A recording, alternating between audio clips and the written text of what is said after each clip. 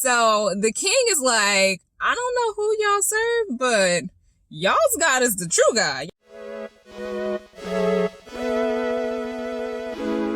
Hey loves, it's Chellbee, and if this is your first time here, welcome, and if you're a returning subscriber, welcome back, because you know I love you.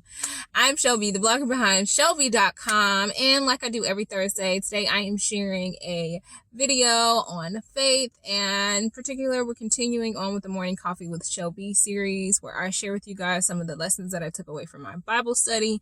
I share prayers, I share affirmations, and today I'm coming from the book of Daniel. In particular, I'm going to be coming from Daniel 3, and we're going to be talking a little bit about Meshach. I want to get their names right. Meshach, Shadrach, and Abednego. Okay, so Daniel 3, verses 19 through 30 in particular is where I'm coming from, and I'm coming from the English Standard Version as usual. Oh, and you guys may notice my background is different. I am in my car, and that is a story for another day, but I did want to make sure I shared this content with you guys today. So anyways, so let's keep going. All right, so Meshach, Shadrach, and Abednego, they are all basically, I don't want to call them transplants, because that's kind of what they're foreigners, essentially. They're foreigners from the land of Judah. Their land was basically invaded by the Babylonian people. Ooh, that was loud. Their land was invaded by the Babylonian people, and basically when the Babylonians invaded, they took people from Judah and brought them back to Babylonia with them. And the weird thing, which I think is weird, they chose like what they thought were like the best of the Judah people, and they basically trained them up in their ways. So they taught them how to speak their language, educated them on their laws, and Shadrach, Meshach, and Abednego all were chosen, to basically learn the ways of the Babylonian people. And so essentially, although they've been taught these ways of the Babylonian people, they still believe in their God, the one true God, the God of the Israelites, right? So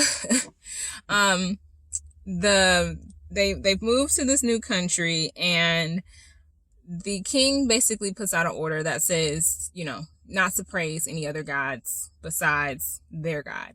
And the Meshach, Shadrach, and Abednego are like, no, we're going to continue to praise our God. That's not going to change. And whatever trouble or whatever punishment you have for us, and you just have for us, because our God is the true God, and we're going to continue to praise him and worship him. And so the king is so ticked off that they are continuing to praise their God that he's like, you know what, y'all are going in the furnace, because that was the punishment. I said in the very beginning when I gave this order, and since y'all don't want to bend down to my golden, it was like some kind of golden image that he erected, and he wanted all the officials to like praise it and worship it, and they were like, no, we're not doing that. And he was like, since y'all are basically disobeying my orders, y'all are going to be sent into this fiery furnace to die. And he was so upset that he made the furnace 7 times hotter than what they usually would heat it. And the people who were heating it were consumed with the fire and died, because they had made it so hot that like they ended up getting killed themselves. So they put the guards are king officials or whatever. They put Meshach, Shadrach, and Abednego into the furnace, and they're supposed to be on fire, or they're on fire, right? And the king and his officials are standing out, outside of the furnace watching, and they're like, didn't we only put 3 people in there? Why is there 4 people in there moving around? Like, what's going on? And needless to say, they see that they're not dead. Like, they see that Meshach, Shadrach, and Abednego are still alive. And so they're like, okay, well, let's let them out, because like, what's going on? Who is this 4th person in there, and how are they still okay? So they let them out, and Meshach, Shadrach, and Abednego, they don't have like any signs of being in a fire. None of their clothes are burnt. They don't smell like smoke. I can't even get the word out. They don't smell like smoke. Their hair is not singed. Like, they look the same way they looked when they went in there. So the king is like, I don't know who y'all serve, but y'all's God is the true God. Y'all's God is the real God. And so basically then the king puts out this order that basically says, if you say anything against their God, I'm gonna have you killed, because their God is real, and and we should not be talking badly about their God.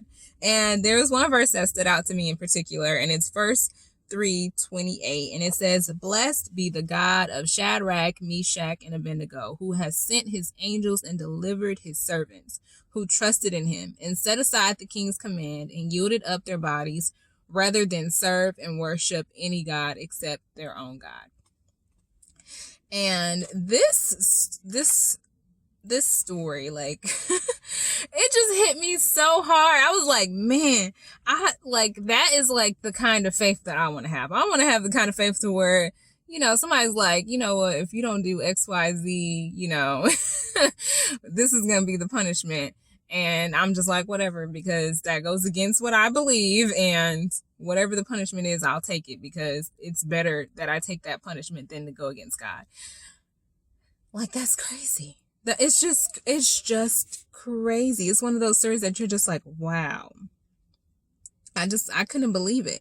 I was just, I'm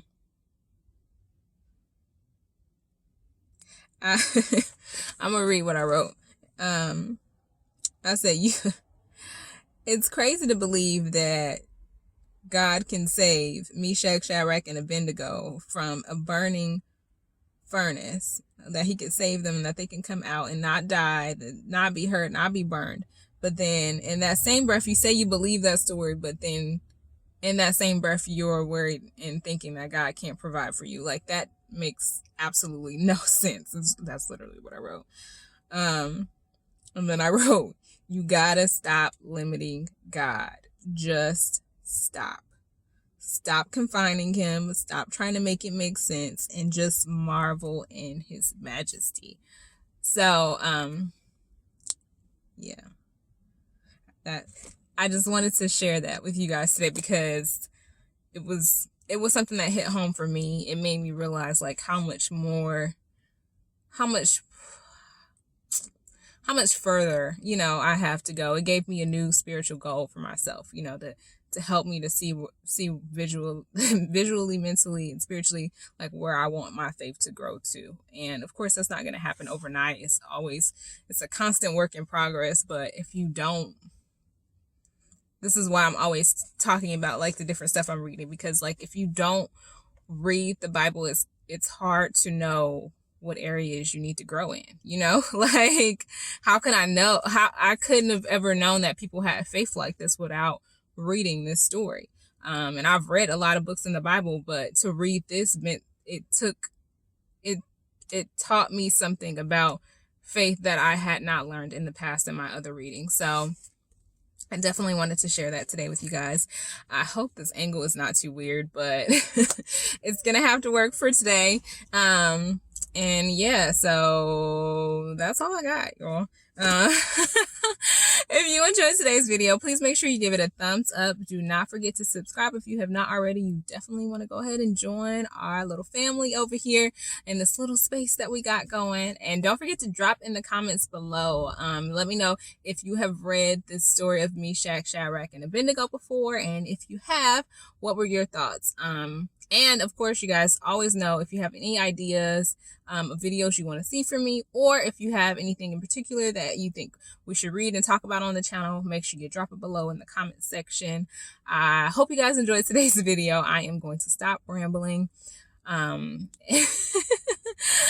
always, you guys, be blessed and stay safe. Until next time, bye.